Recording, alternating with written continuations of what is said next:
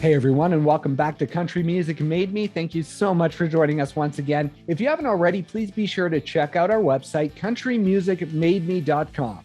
There you can listen to all of our episodes, and you can also sign up for our newsletter to receive exclusive content straight to your inbox. Just head over to countrymusicmademe.com and hit that subscribe button. Now, on today's episode, we're excited to be welcomed by Drew Baldridge. Now, he grew up more of a sports and farm kid back in small town Illinois. It wasn't until after high school that music became the focus. He moved to Nashville to chase his dreams in country music, and ever since that time, he has been building a career in country music. We had a great time talking not just about music, but also about the role family has played in his journey, including a very special relationship with his grandpa. So please enjoy our conversation with Drew Baldridge.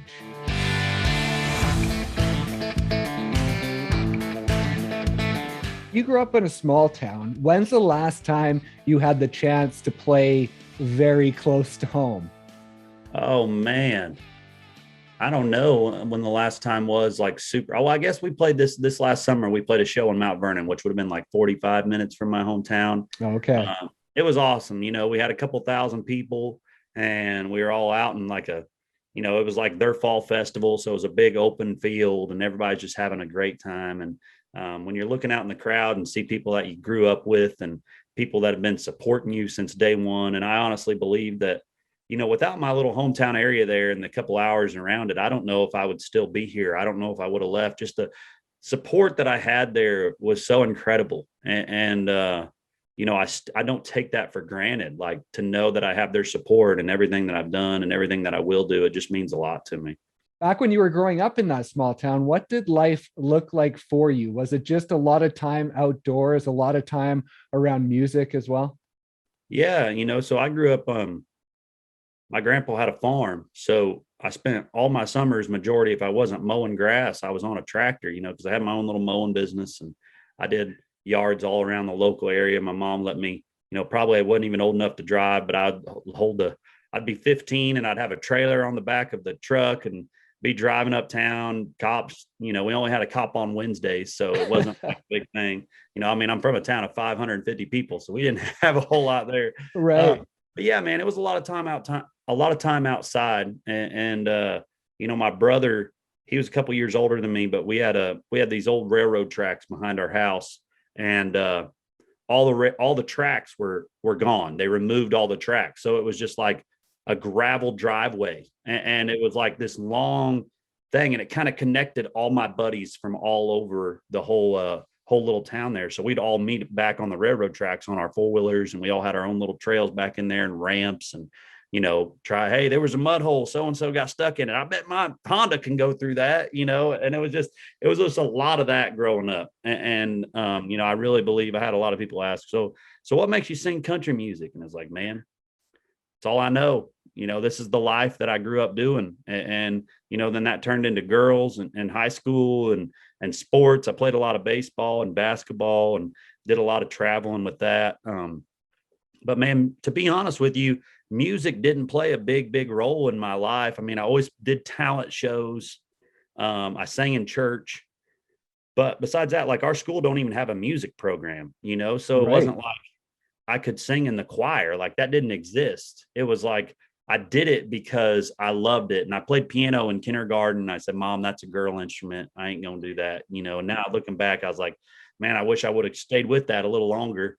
But I picked up a guitar at 16 and started realizing, like, wow, people kind of like this. Girls kind of dig this too. This is pretty cool. And I had a buddy in my class, and he played guitar. So we just started going out and playing acoustic shows and the local bars when we were 17, still in high school. I think we had to look at some legalities or whatever whatever that word is, like, hey, are we allowed to do this? Like, Right. nobody cares. We're in this little town. Let's try it. So, that quickly turned into where we couldn't fit anybody in the bars anymore. Like, on our Saturday night when we'd play, me and him, we couldn't fit anybody more. So we moved over to a bigger venue. Then we couldn't fit anybody else in that venue. And it just kept growing from there. And then I ended up moving to Nashville at 19. Yeah, before we get there, there's a lot to dig into before we get to the Nashville part. Now, as far as singing goes, talk about the influence of your dad and what he meant to your progression within singing.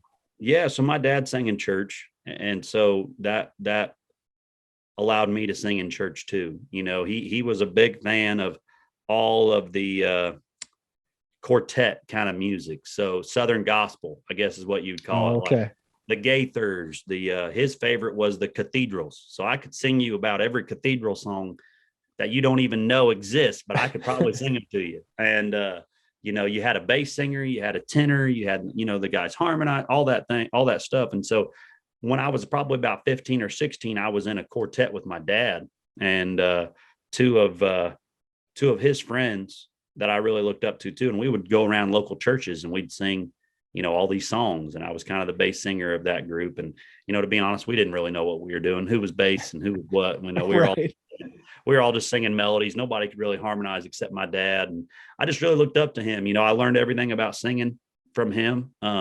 We'd ride along in the truck and he'd put a tape in of the Cathedrals or the Gaithers, and we'd sing along to church songs on the way to school and on the way home from school. And you know, those are really special times that I would hold. And I remember him turning it down. He'd say, "No, you're sharp," or "No, you're flat." Like, that's not the note. Listen to this. Listen to this. And you know, just learned a lot about singing from him. He was very, as much as he doesn't know it, you know, I looked up to him a lot musically. I mean, he didn't do anything with his voice, but he was so good. I remember just watching him sing at church and be blown away. You know, he would sing "The Anchor Holds" by Michael Bolton was another big song. "Because He Lives" was another one. He always used to sing specials on Sundays, and I would record them and I'd listen back to them. And they really hold a special spot in my heart. That's awesome. And you mentioned your grandpa had a farm down the road. Now talk about his inspiration. I know that he was a big inspiration for you growing up and a very important person in your life. Yeah. So my grandpa, sorry if I get a little choked up. You know, he was kind of the pedestal of like the center of my whole family. And I was the baby of the family, and I had an older brother and a couple older cousins that also worked on the farm, that we were all like brothers. And you know, I just learned a lot about hard work from him.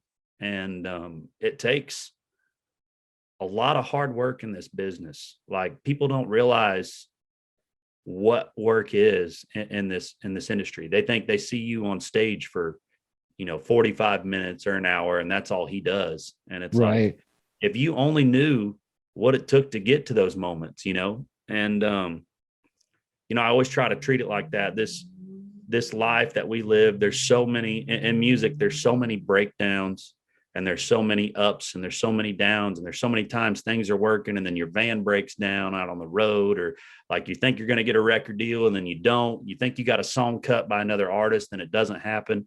And it's kind of like farming, you know. Well, farming with my grandpa anyways, because he was like, we only had junk. Like, we never had anything good. And right. He was really good about fixing stuff, you know. So it'd always be like, we'd be in the middle of harvest and, you know, the freaking tractor would break down. We'd spend a whole day working on that tractor and figuring it out. And that's just kind of how, you know, music industry kind of goes. It's like, you gotta fix the breakdowns, you know. And I know that sounds crazy putting it to farming, and I guess poor farming, not like the rich farmers got the nice tractors and combines. But for us, it was always like, you found a way. You know, you find a way to make it work. If it was with duct tape, if it was with baling wire, if it was with, you know, some little makeshift part, but you just made it work. And that's kind of how I've treated my career in this business, is no matter what, you just make it work. You know, you figure it out. If you don't know what you're doing, you dive in, and until you do know what you're doing. And I learned a lot of that from him, of just, hey, you got to get up and you got to work. You got to keep going. And yeah, so he was definitely like my biggest hero for sure. And I know that growing up, you mentioned playing ball. When he would see you in the paper, I believe he'd call you and just tell you how proud he was of you. And so when you moved to Nashville, did that continue when you hit big milestones? Was he one of the first people you would call? Oh yeah, he was kind of the one that kept everybody kind of together. He'd call my brother, he'd call my other cousins, and then you'd call my grandpa. If you needed to know anything about the family, you'd call him because he knew what everybody was going, what was going on. And we always worked on the farm for nothing growing up. It was just kind of, hey, you get lunch. It's kind of how it works. Grandma's making chicken. And that's just that's how it was. You work for nothing. But when I moved here and I didn't have, sorry. No, it's all good. No, take your time. It's all good. Can tell how much he meant to you. Yeah. Yeah. I haven't talked about it in so long. When I didn't have any money, he paid my rent a couple times. And that meant a lot to me. Whew. All right. I'm done with that. But that meant a lot. I didn't have any money. I had to sell my truck. And he took care of that, and so that was a big deal. All right. I hope those are happy tears. I hope they're happy tears that we created. Yeah, they are for sure.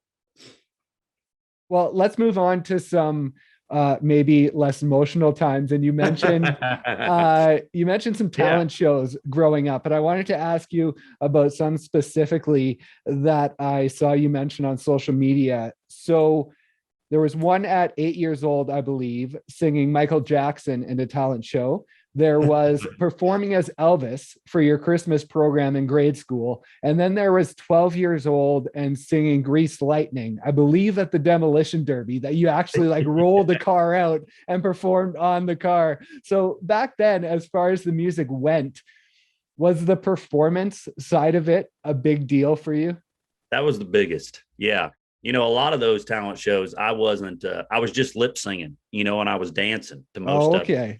And, like Grease Lightning, I would do all the acting, like John Travolta. And we had this old junky car, and I'd have all my friends dancing around. And my mom would help choreograph all the talent shows, and we would go out and do them. And, that was kind of where I got my performance bug, was just being in front of people, was dancing, and not really so much singing at that time. It was just performing, making people smile. I always loved being in front of people. And, from that young age, that was definitely, my mom pushed me a little bit into that of like, hey, I choreographed this, and what if we got your friends walking around as monsters and you're like doing your thing in the middle, and so I'd go out and do that, and it was a lot of fun.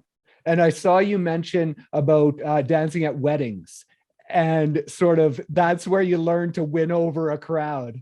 Yeah, I remember being so young, and then everybody else would sit around and be like, well, I'm going to go out here and I'm just going to start crushing it. I mean, at this time I had to be 5 or 6, I just remember that being a thing, and just, everybody would start clapping, go Drew, and I'd just be out there like, hey, probably looked terrible, acting like I was really doing something like, whoa, the robot, but I just loved being in front of people, and I loved making people, smile, and that energy that it brought and the energy that it made me feel. And, now I definitely that's how I feel when I play live shows now, is that. Yeah. For sure. And what memories does it bring back when I ask about the old karaoke machine?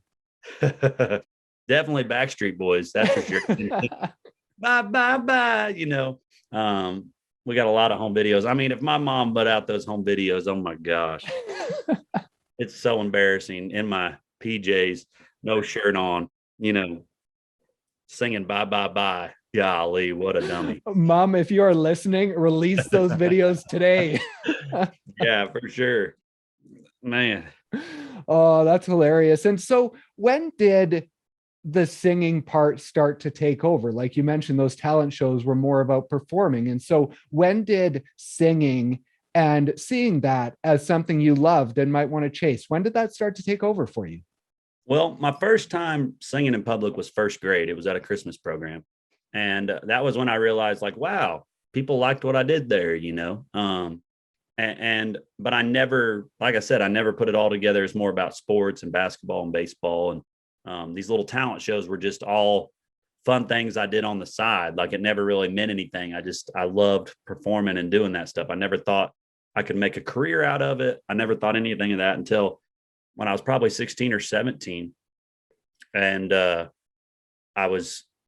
my buddy, he played really, really good guitar. He was a great guitar musician all around, banjo. He could play just anything with strings. Oh, okay. And his dad came up to us and we would always get together, me and him, and family gatherings. His family gatherings are mine, and people like, hey, sing some of those songs. So we'd sing a couple of them and have fun. And I never forget his dad telling me that, hey, Drew, if you picked up one of them guitars, you boys could make a lot of money doing that. And I was like, what? We could actually make money doing this?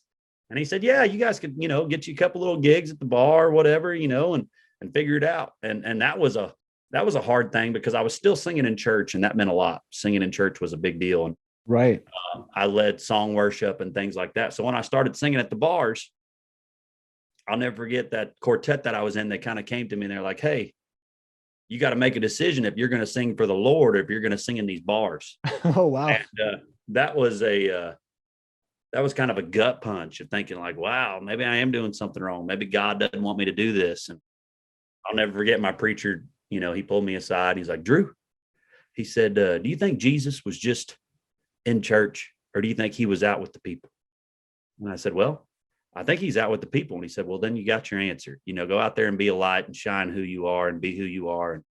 And that has always stuck with me too, of, hey, I went and sung in these bars and I went and did this and I love it. And I put on a show, and it's not about, I try not to put off this persona of being anything bad. It's more like, hey, we're good. We're light. It's a lot of fun coming to our shows. And, but yeah, picking up that guitar was probably about 16 or 17. And then I, moved here at 19 when we started, after we were playing all the bars that we could play in Southern Illinois there.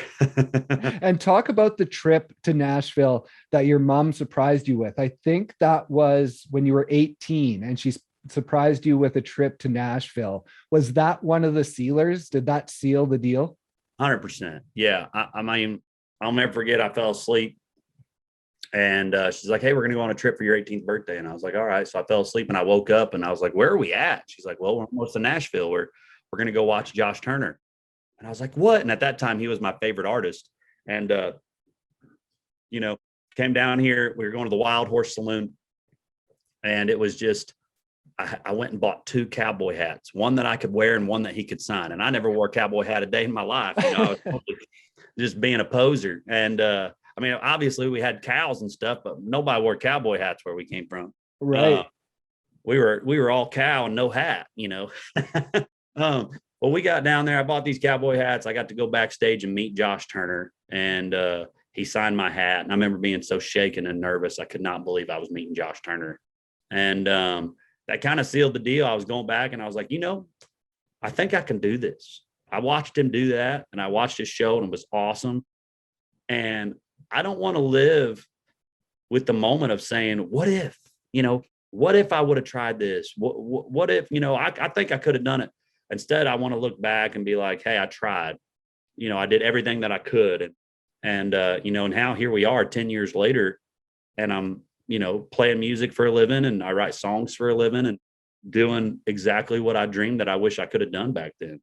And you also had the chance to chase ball in college, I believe. You got a scholarship for ball. Now, why did you choose country music? Because there's also that side that says, what if I go and play ball, and that progresses into something? So what made you choose the country music lane? Well, we had scholarship opportunities, and I turned them all down. And I think my mom wanted to punch me probably, probably. But no, she'd never do that. But I think for me, I played sports my whole life. It was baseball, it was basketball, it was travel basketball all summer long, and then go right into winter. And I never really gave a full attention to music. And, at this time, I was pitching a lot. My arm already hurt. I knew that I just really didn't feel like I could make the majors pitching. And I felt like in music, I could.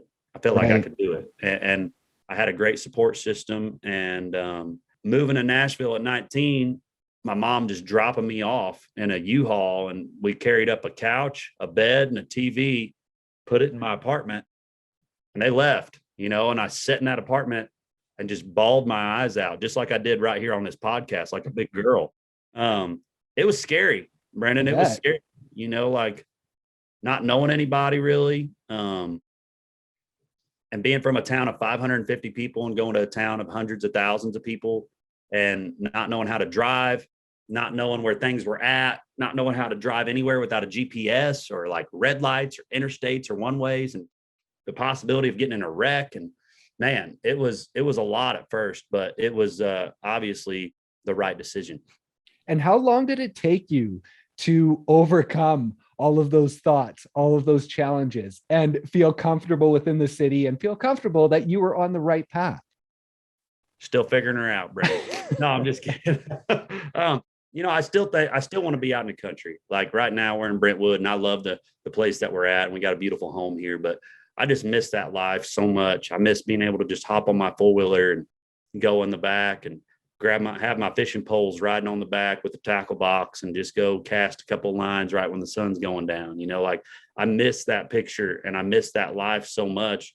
But obviously this is where I need to be. This is how I got to make music. This is how, you change people's lives in songs sometimes. And I feel like, we've been very blessed to have a couple songs that have really impacted people. And if I wasn't here and I wasn't doing that and sacrificing those times being out in the country, I couldn't do that. And so I really am still trying to get acclimated. I feel like in the last couple of years, I've slowly got acclimated, but I still every day I miss my small town life. I miss the simplicity of just being able to go hop on a 4-wheeler, walk down a road that no cars will come down for, miles and miles, not having a neighbor for the quarter mile. You couldn't throw a rock and hit a house, I do miss that life some. So I guess I have gotten used to it here, but most of the time I'm on the road a lot, so I'm only here 3 or 4 days a week most of the time. And then I'm gone 3 or 4 days a week. And that kind of kept my head,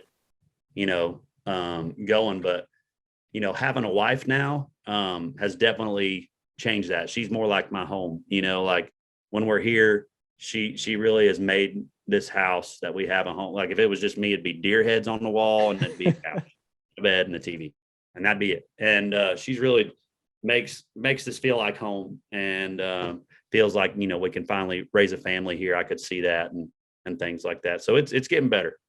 And that's a house that you bought within the last couple of years, right? In Nashville?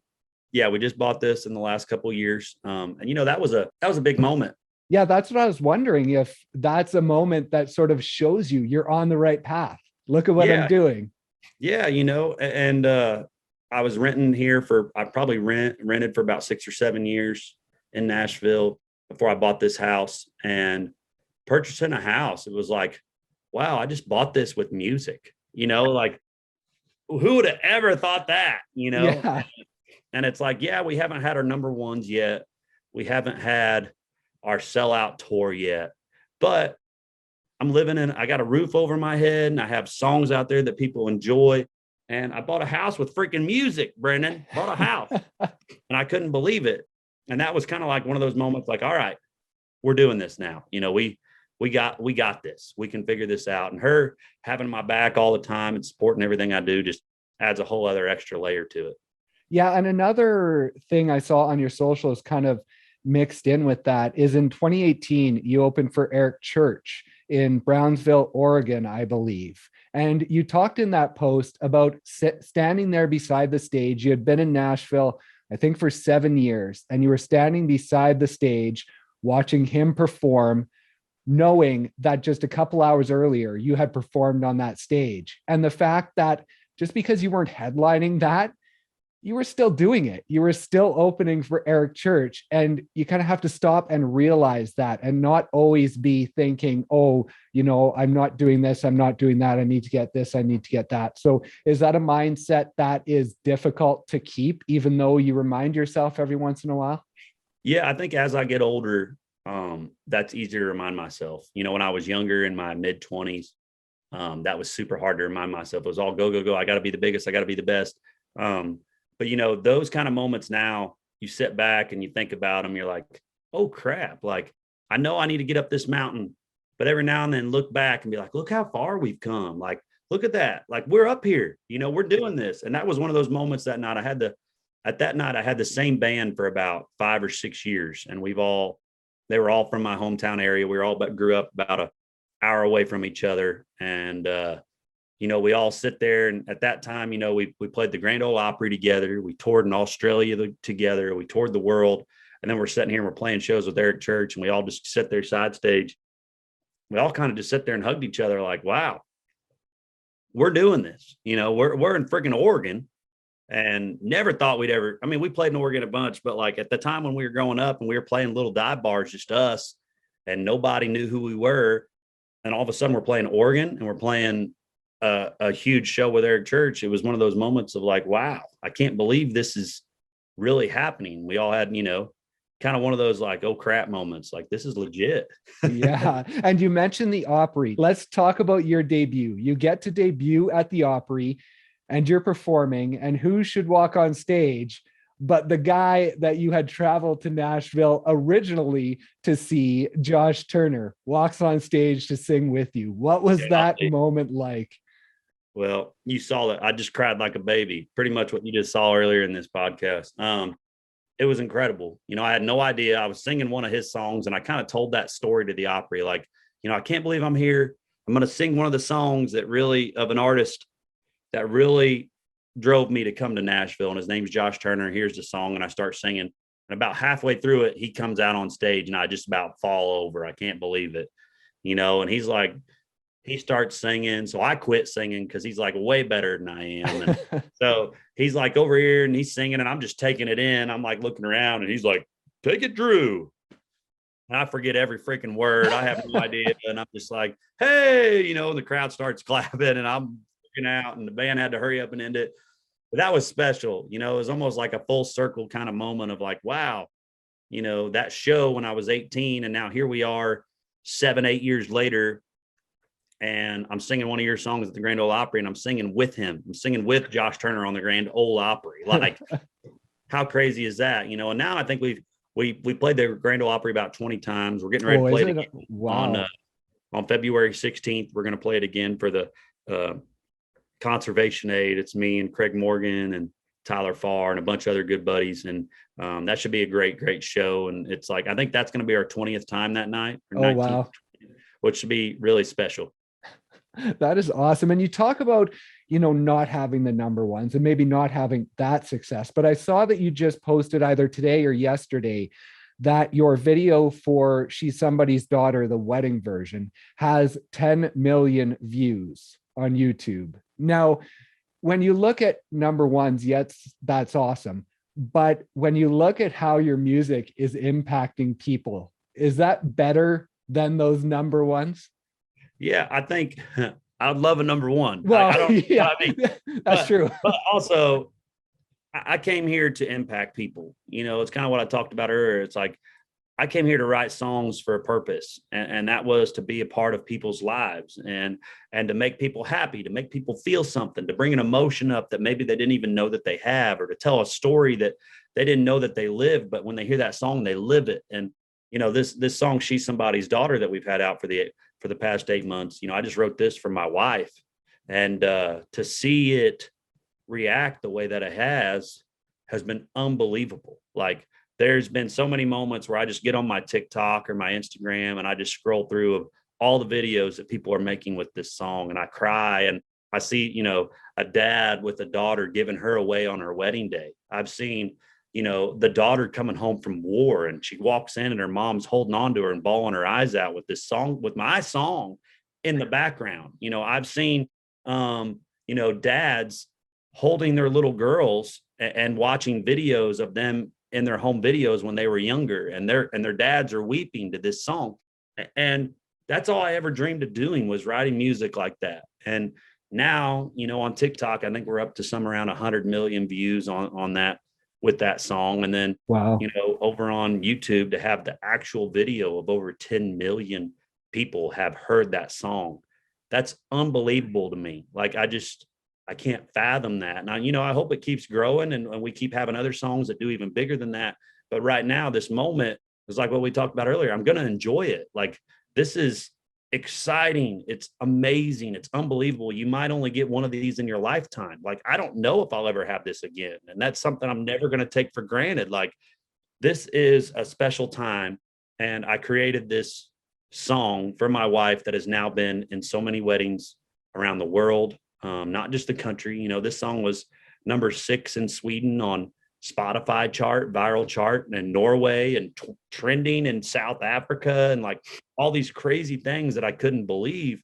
And you know, it all comes down to real life, and that's what country music is just writing what you know. And I wrote this song because I met her dad, and I just wanted to make sure that I was driving back and I was like, man, I can't screw this one up like I did all the others. You know, she's somebody's daughter. And if I break her heart, I'm breaking her mama's heart and her daddy's heart too. And that's kind of where the inspiration of the song came. And you were married in 2021. Now, your wife has been there for a bulk of this journey. So what has it been like to have her by your side throughout this and have her there to see you grow and see this journey kind of ramp up? It's awesome. You know, like, she's been my biggest supporter on my bad days, on my good days, she's there. And on the days, even when I don't want her opinion, she's there. You know, it's like, she has been so good to, you know, and that's one thing too. Like, when I met her dad, I remember thinking, oh crap, like, I'm a musician, you know, like that's the Right. worst occupation to tell your, you know, you hope your future father-in-law is like, hi, sir, I'm going to take care of your daughter, but I'm a touring musician. And it's like, well, this kid don't make any money and he's out with girls all the time, you know? And Right. like, I remember her just, you know, it never being a thing. Like, it was just like a normal job, and her supporting me and loving me. And, you know, you gotta have it's a special relationship to marry an artist.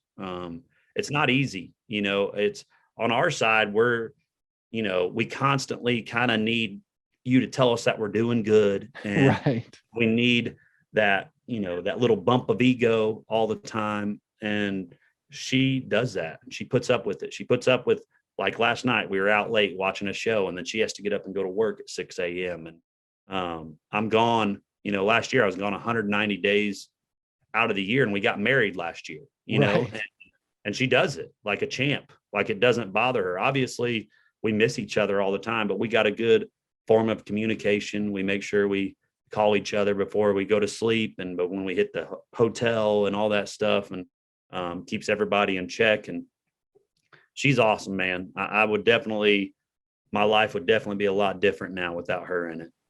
And last year you signed with Sony Music Publishing. What did that mean? Yeah, you know, and I had a publishing deal for a while, and then right when the pandemic hit, you know, at that time, right before the pandemic hit, I had a record deal, I had a publishing deal, and right when the pandemic hit, I lost both of those. Oh, and okay. The record company I was on decided to close its doors. Publishing company I was on got bought out. And so I was without anything for about a year, and I was living on, literally, credit cards. You know, over COVID, I wasn't playing any shows, bought a brand new house. You know, things were really good right before COVID. Then I lost the record deal and the publishing deal. And I was like, oh crap, what am I doing now?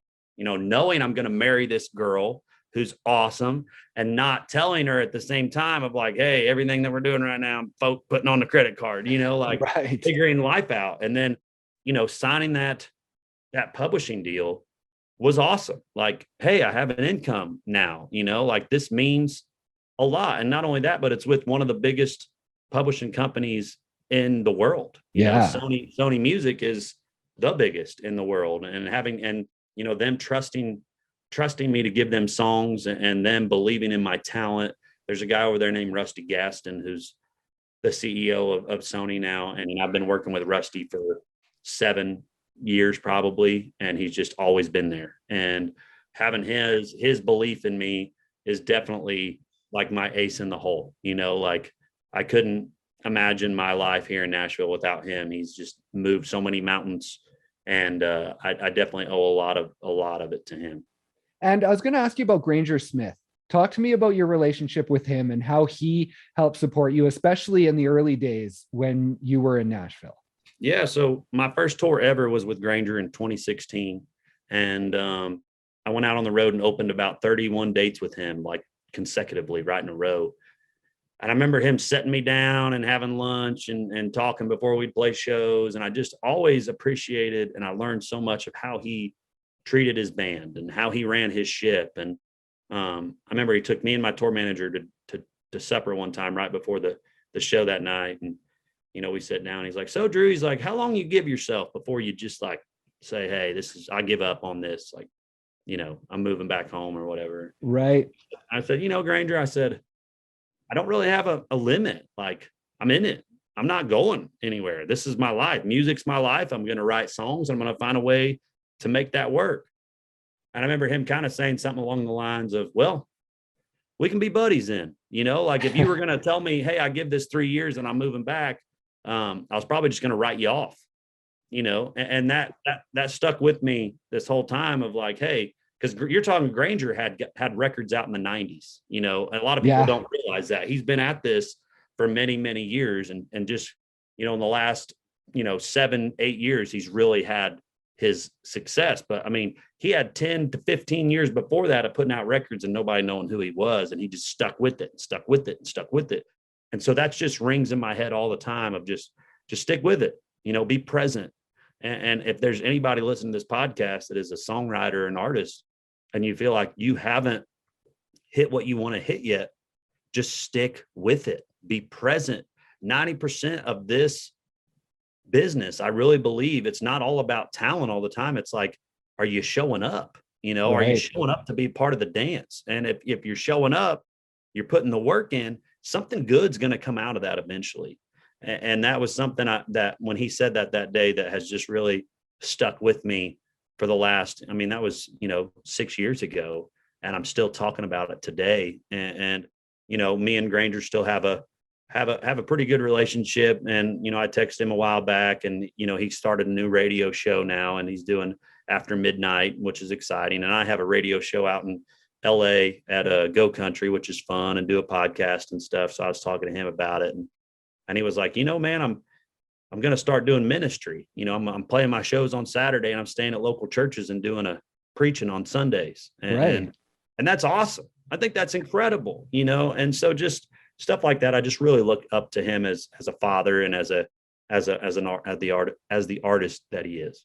Right. And as far as your music goes, since 2019, I believe it's 11 singles, I think I counted since 2019 that you've released. Now, in this day and age, for an independent artist, is there any thought of packaging those or some of those into an EP or an album? Or for an independent artist, is it just better to be putting out singles these days because that gains more attention for you?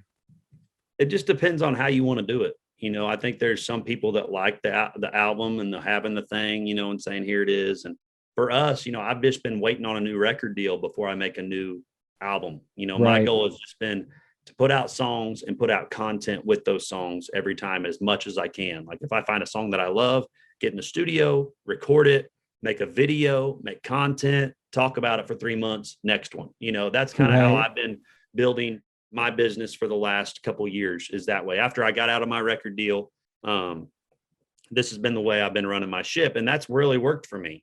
And there's some artists, I have some friends, Adam Sanders is one of them. And we talk about this all the time. He put out an album last year that got a lot of awesome streams. And then it got me thinking, like, well, maybe I should put out an album. I don't know.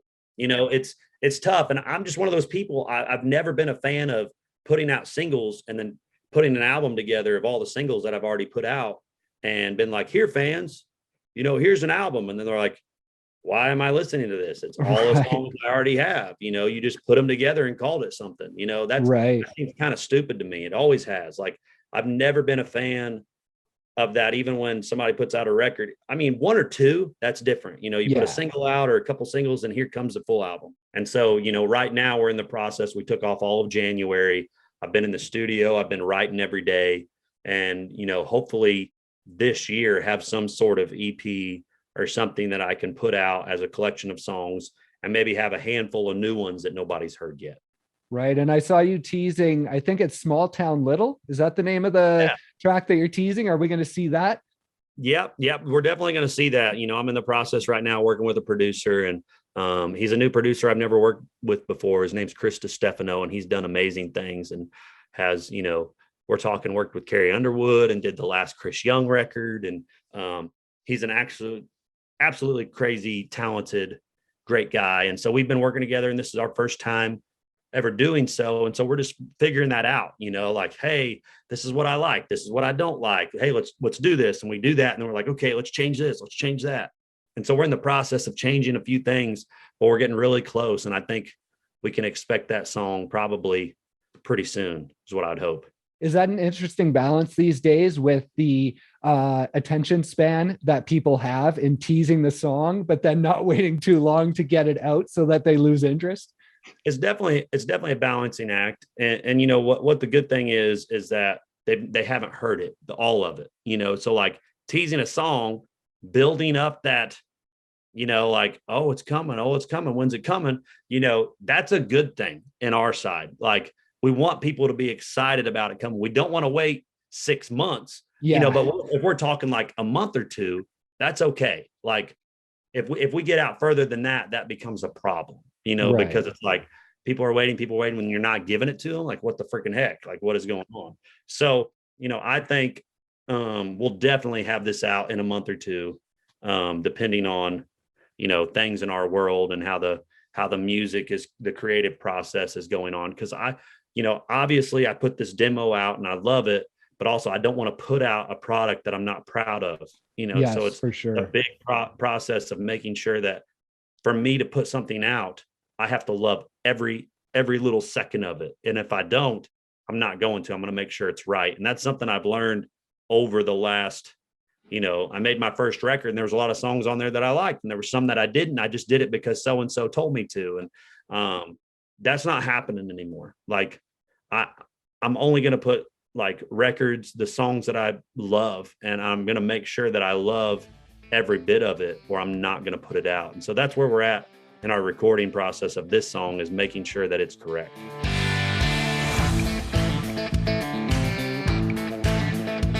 Thank you once again so much for listening, and thank you to Drew for stopping by and sharing his story. Be sure to check out all of his music wherever you stream your music. Please also be sure to visit our website, countrymusicmademe.com. There you can listen to all of our episodes, and you can also sign up for our newsletter to receive exclusive content straight to your inbox. Just head over to countrymusicmademe.com and hit that subscribe button. Thanks once again so much for listening, and we will see you next time on Country Music Made Me.